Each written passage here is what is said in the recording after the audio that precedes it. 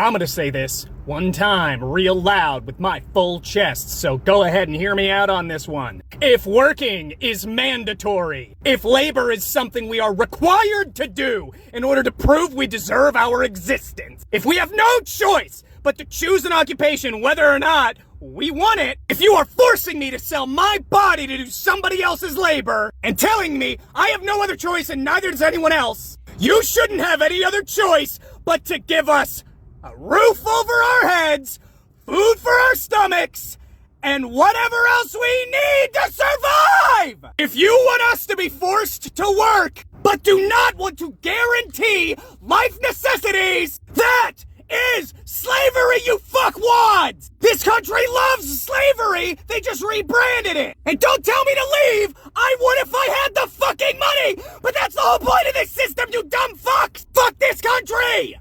Why, oh why do poor white people vote against themselves time and time again?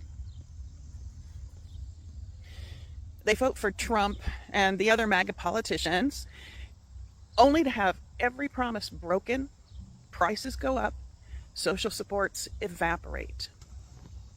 Here's why. First, remember what I talked about recently, the psychological wage of whiteness. That term was coined by W.E. Du Bois to describe poor white folks being paid with social status rather than decent living conditions. They're convinced by the elites that they're better than black folks, better than immigrants, Latinos, LGBTQ folks. They're convinced that being white puts them in the same league as the elites. Of course, the elites know otherwise, but the poor whites buy it because they're grasping at straws. Second, they are convinced that the people they're supposedly better than are the big threat in their lives. Not the rich, not the corporations or the politicians, but immigrants, black folks, welfare queens, LGBTQ, criminals, you know, the usual scapegoats. Third, the elites promise protection to poor white folks. A politician comes along and says, I'll keep those people in their place, or I'll kick them out, or I'll lock them up. Or, more politely, I'll defend your values. They don't say, I'll make your life better. Well, they say it, they just don't mean it. They'll say, I'll make sure they don't get ahead of you. Fourth, they vote for the punishment, not the policy. When a law gets passed that slashes public housing or school funding or food aid, they think, good, that'll stop those lazy freeloaders. And they do some mental gymnastics that make them believe it's worth losing those things for their own families in order to see those problematic black people and immigrants and so forth being punished. It gets to a point where just seeing those guys being punished is reward enough, which is pretty sick, but that's how behavior works. Their housing, schools, and groceries are on the chopping block too, but they blame that on Biden. Always a scapegoat. They get hit by the same policies they were told would punish the others, and they blame the wrong people. The system fails them, but they've been trained to blame the scapegoats, not the cause, which is the rich people, the people they voted for. So they think the problem is still those people, not the fact that they were personally manipulated by the people they voted for. They're basically saying, I'll take the hit as long as you don't help them, or worse, as long as you hurt them. That is the psychological wage Du Bois was talking about, the trade-off between material security for racial status. And that's a crying shame, folks. One share, like, save, and comment shows that you care about white people taking responsibility for racism in America. This work is important to me, and I want to keep doing it. If you want to support me, consider a donation of any size to coffee.com/Kelly Snyder. And yeah, spelling is important. Get curious. Some of the white folks, especially the poor ones, are outraged that the American dream was all a lie, and now they are calling out the system for lying to them. Some were delusioned that poverty and suffering was only for the black people until it knocked on their door Can somebody explain to me in crayon eating terms why I make over 3 times the federal minimum wage and I cannot afford to live?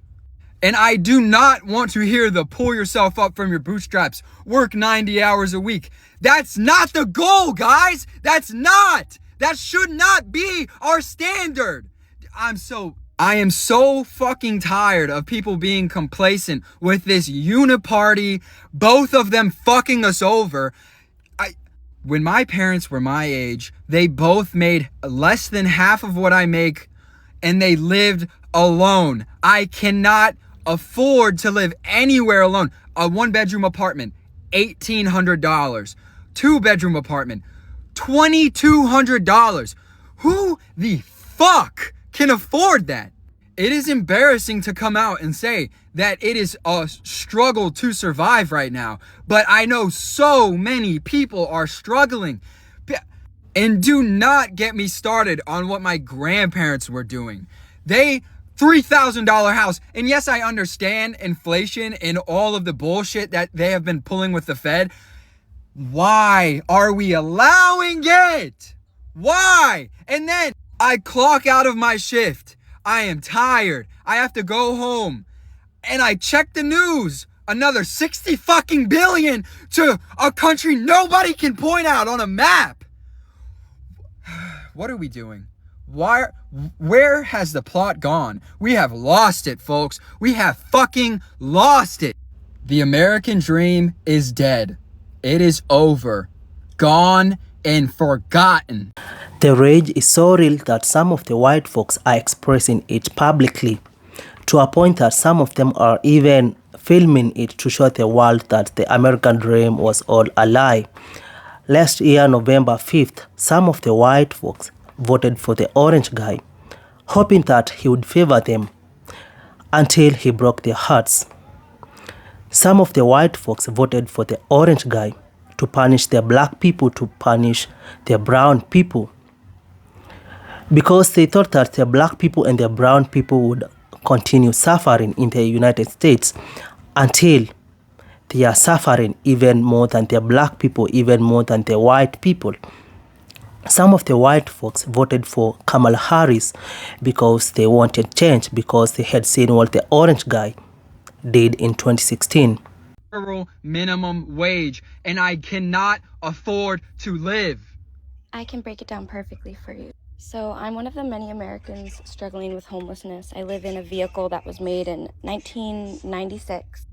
I live on the side of the road, and I live in parking lots from time to time.